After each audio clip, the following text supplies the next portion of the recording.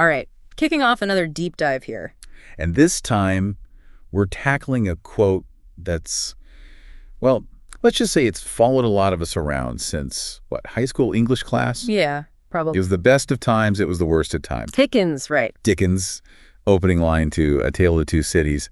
But even if you've never actually gotten around to reading the whole thing, Guilty. you know this line. Yeah. It's everywhere. And I think that's kind of what we're curious about today. Like, what is it about these words, this idea that just sticks with people? So to help unpack all that, we've got our expert here, who I think, would you say you're fascinated by this whole thing too? Oh, yeah, absolutely. I mean, Dickens wrote this back in the 1850s, right? Yeah, about the French Revolution. Totally different time and place. Right, and yet here we are, still talking about it. It's like he tapped into something universal, you know? Yeah. And it's not just that the line is catchy, though it definitely is. There's a reason it's so quotable. It's the idea behind it, the duality. That's what makes it so powerful, I think. Duality, okay. So before we go too deep there, for anyone who hasn't had their Dickens fix lately, could you give us the quick and dirty on A Tale of Two Cities itself? Like, what's the setup? Okay, so picture this. It's the late 1700s, right? You've got London and Paris, these two major cities, both on the verge of massive upheaval. The French Revolution's brewing.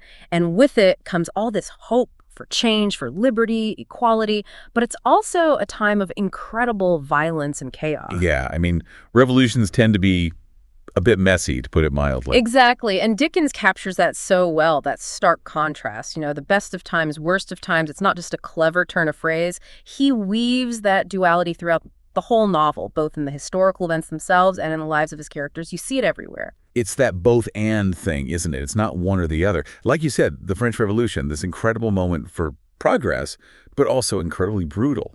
And it feels like we see that reflected so much in our own time, too, doesn't it? Like, we have these incredible technological advancements, right? Things that were unimaginable even a few decades ago. Oh, absolutely. But then you've got all these ethical concerns that come along with that, like what are the implications? Where do we draw the line? Or even just on a social level, we're more connected than ever.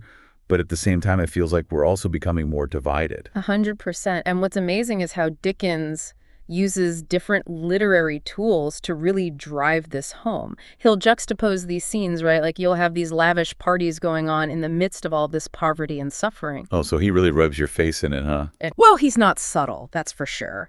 But it's effective. And it's not just the settings either. His characters embody this duality, too. You've got these heroes who are capable of tremendous love and sacrifice, but they're also flawed. They have their own darkness, their own demons. It's this constant interplay of opposites, and I think that's what makes it resonate with us even today, because that's the human experience, right? It's messy, it's full of contradictions. We hold all these things within us at the same time. That's why it's more than just a history lesson, right? It's like you said, it's this mirror to our own lives.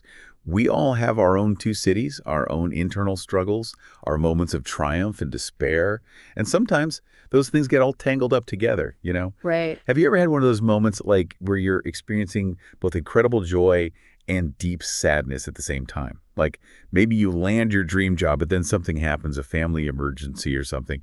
It's bittersweet. And that's what makes it so personal, I think. Even though Dickens was writing about a specific time and place, he gives us this framework to understand our own experiences. It's like he's saying, hey, it's okay to feel conflicted, to hold these opposing truths at the same time. We don't have to shy away from the complexity of it all. Which actually, I don't know if you thought about it this way, but it makes me think about what we're doing right now with these deep dives. Because we're taking in all this information, right? Different perspectives, different sources. For sure. And sometimes they align and sometimes they clash, but it's all part of trying to make sense of things, you know? It's rarely neat and tidy. That's where the good stuff is, though, right? I mean, if it was easy, it wouldn't be a deep dive.